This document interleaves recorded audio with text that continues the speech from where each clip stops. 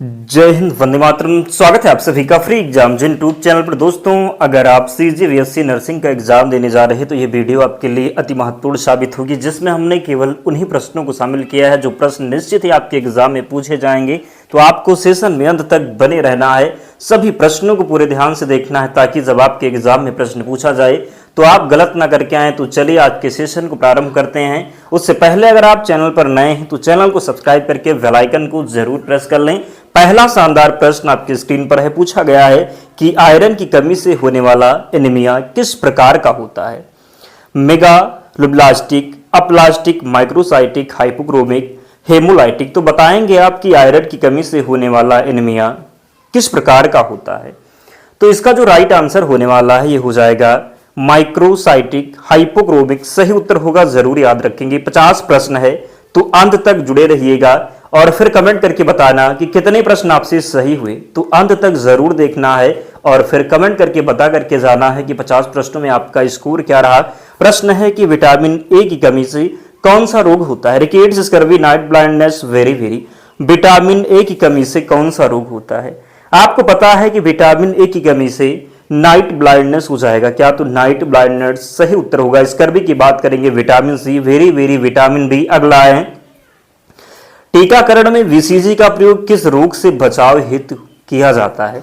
Polio, TB, खसरा या फिर काली खांसी। तो आसान प्रश्न, गलती करेंगे नहीं, सही उत्तर लगाएंगे टीबी। क्या हो जाएगा? तो टीकाकरण में वीसीजी का प्रयोग किस रोग से बचाव हेतु किया जाता है? टीबी हो जाएगा। और अगर आप इसकी पीडीएफ चाहते हैं तो टेलीग्राम चैनल से जुड़ जाना, लिंक डिस्क्रिप्शन बॉक्स में है, या फिर आप टेलीग्राम पर जाएंगे, सर्च करेंगे फ्री एग्जाम जोन, आपको चैनल मिल जाएगा, ज्वाइन हो जाना। वहां पर आपको सारी पीडीएफ प्रोवाइड करवा दी जाएगी।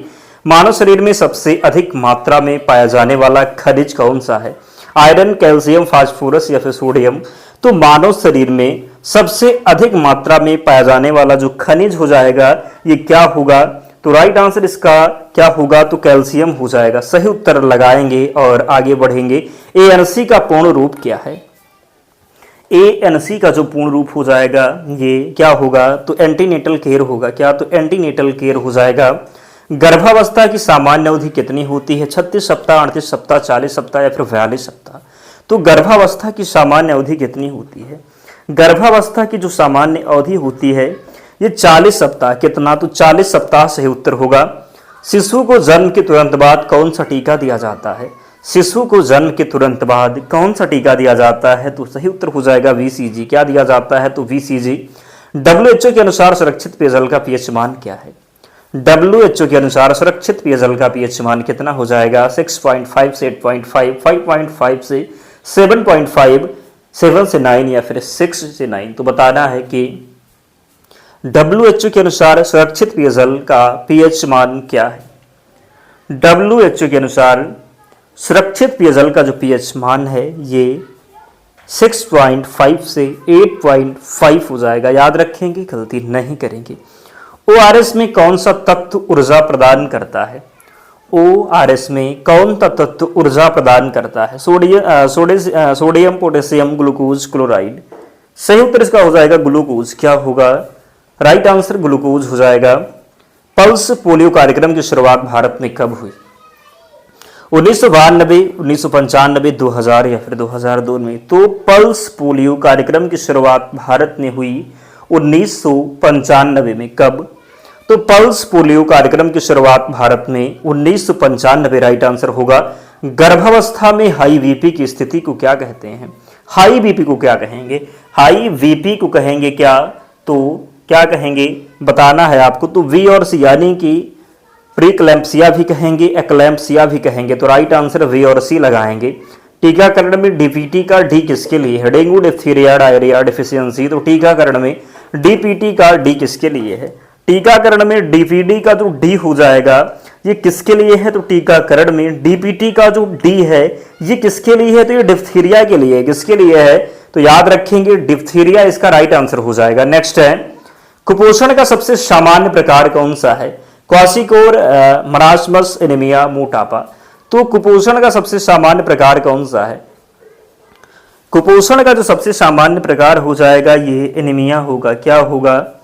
तो राइट आंसर एनीमिया हो जाएगा। मानव हृदय में कितने कक्ष होते हैं? मानव हृदय में कितने कक्ष होते हैं? तो मानव हृदय में 4 कक्ष होते हैं।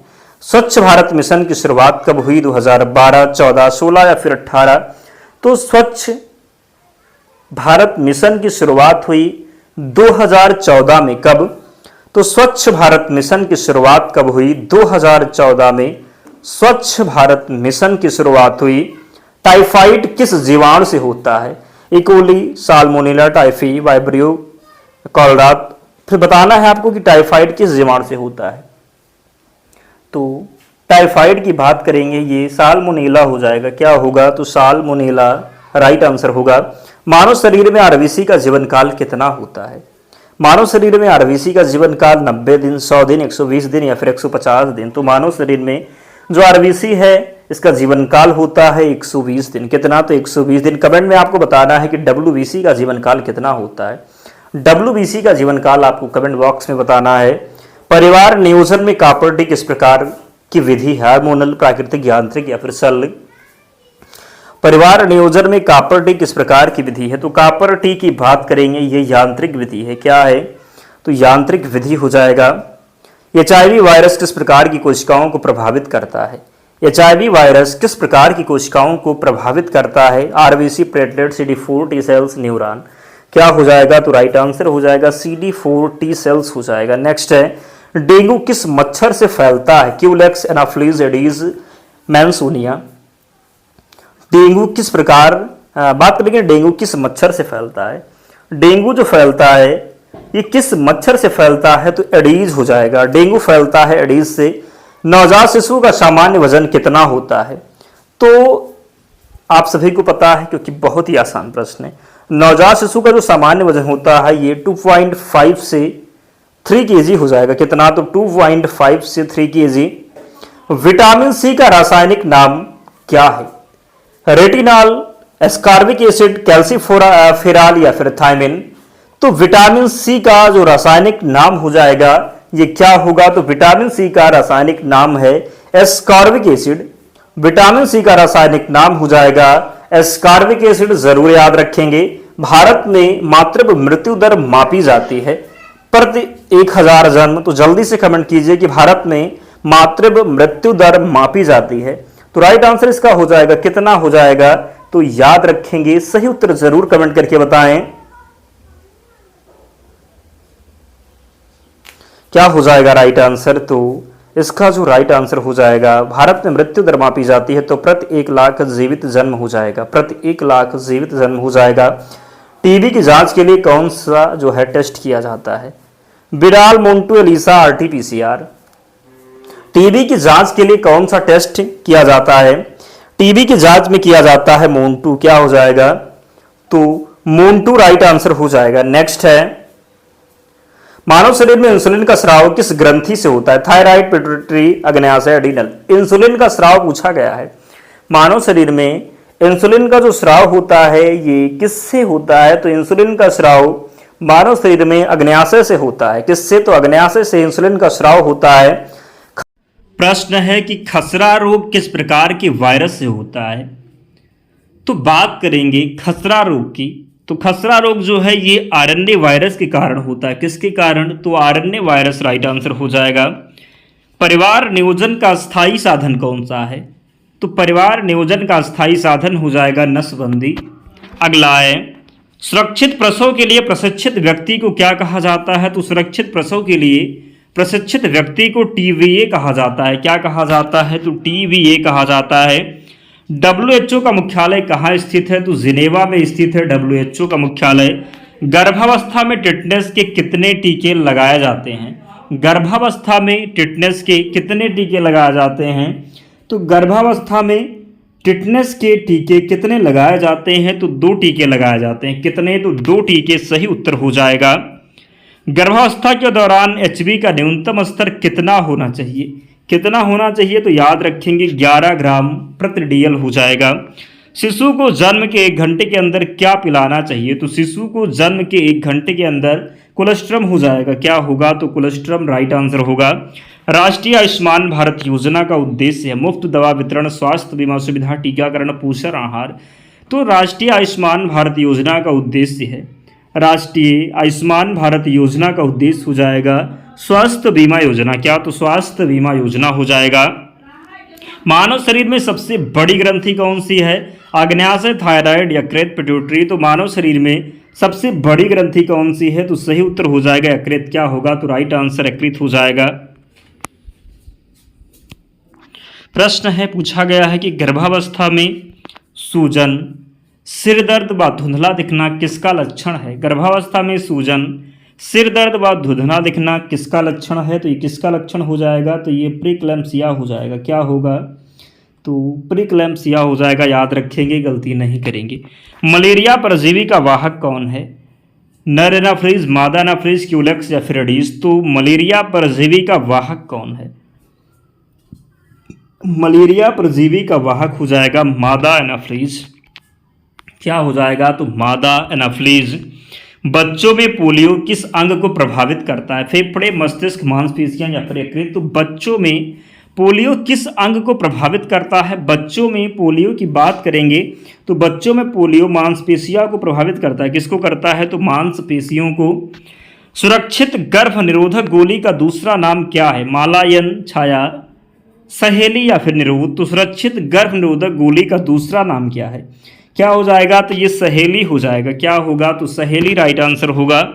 राष्ट्रीय पोषण मिशन को और किस नाम से जाना जाता है? पोषण अभियान, आईसीडीसी, आईसीडीएस, एनएचएम, पीडब्ल्यूएम, राष्ट्रीय पोषण मिशन को और किस नाम से जाना जाता है? राष्ट्रीय पोषण मिशन को और किस नाम से जाना जाता है?